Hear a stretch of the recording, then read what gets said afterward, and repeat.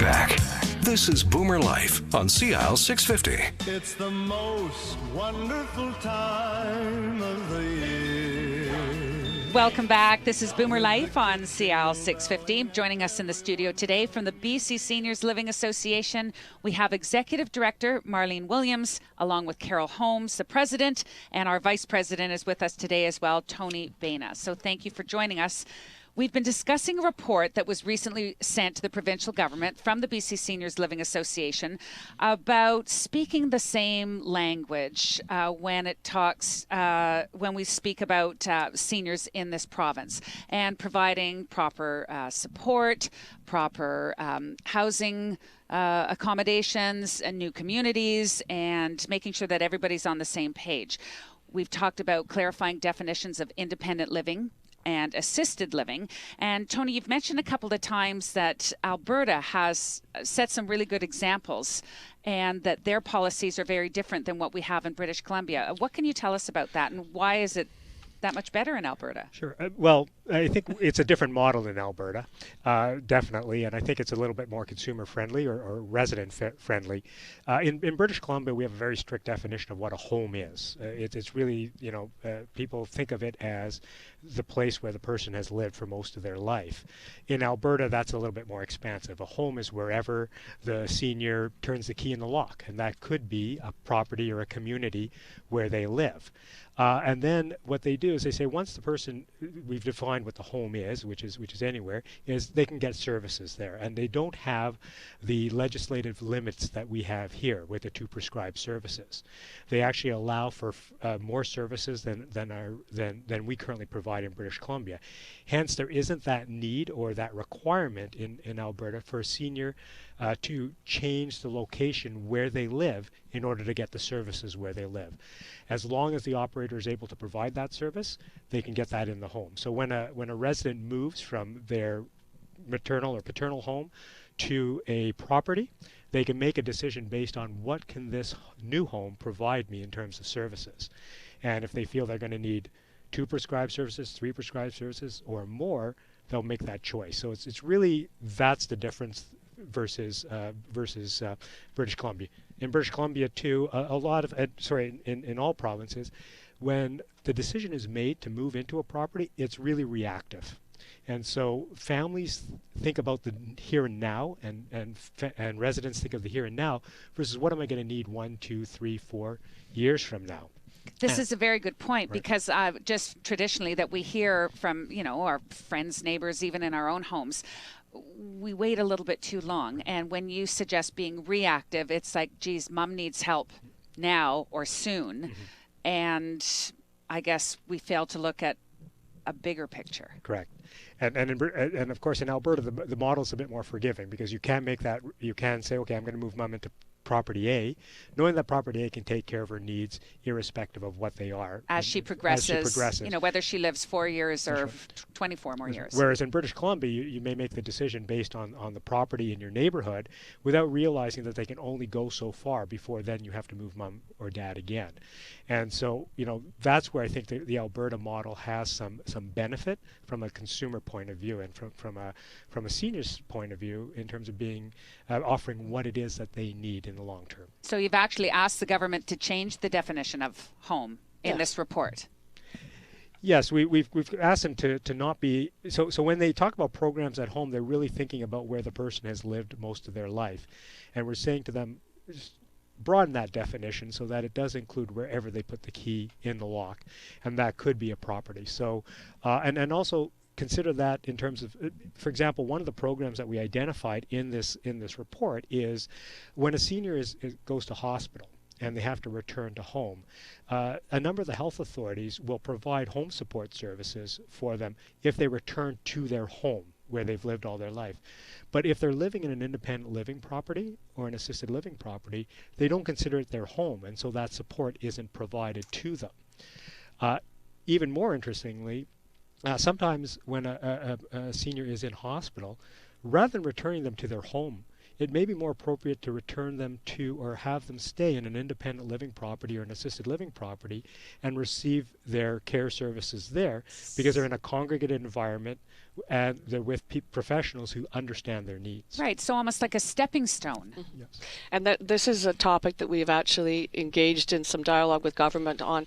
It is absolutely possible to provide a respite type environment in independent living, but we have to change the regulations and make them more flexible so that we can accommodate the needs. I mean, we talked about people who are in the acute care hospital. I mean, seniors, very high prevalence of falls, for example.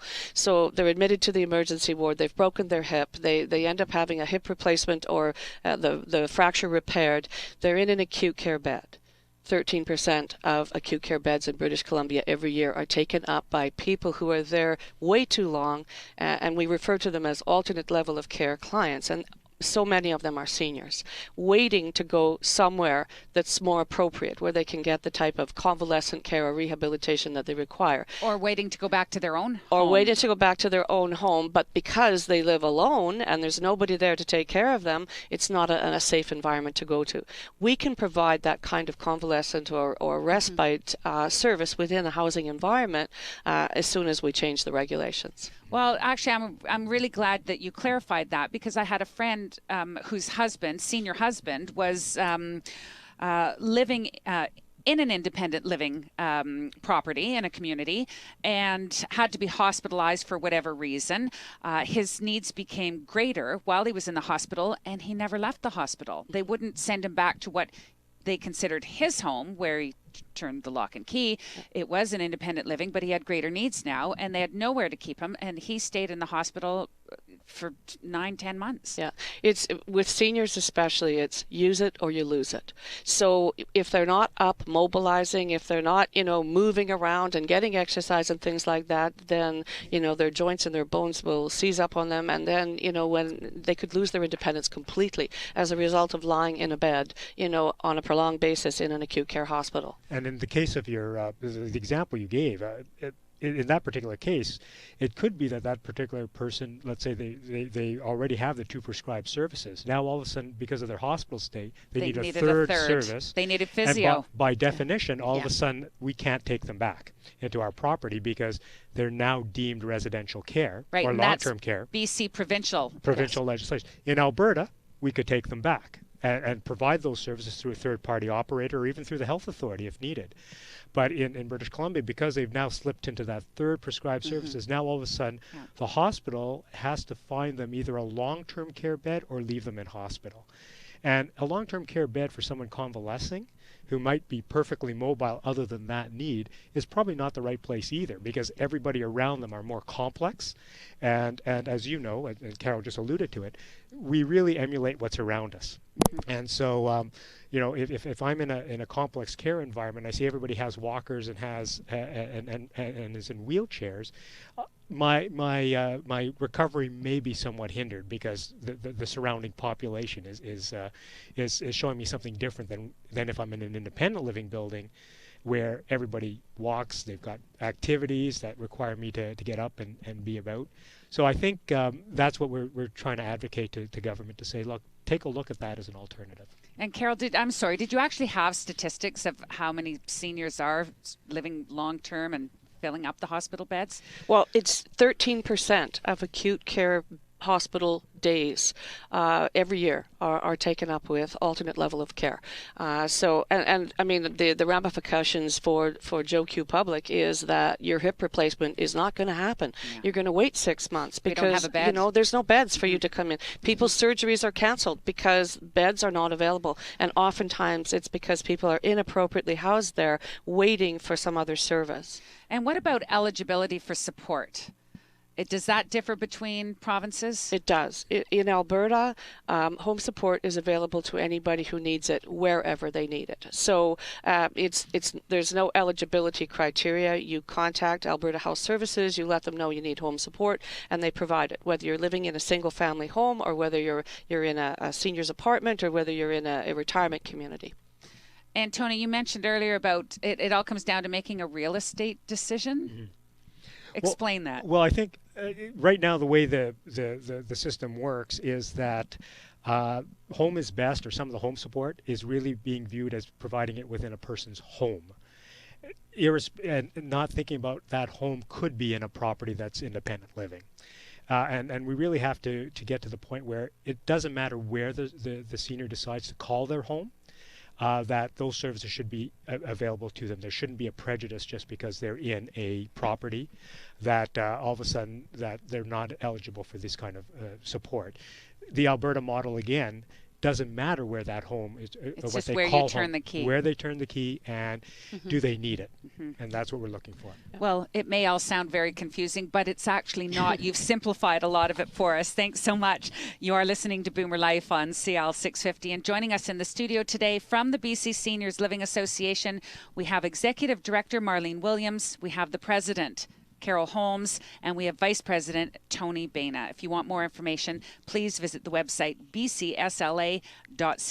We'll continue this conversation in a moment on CL 650. Celebrating the baby boomer lifestyle. This is Boomer Life on CL 650.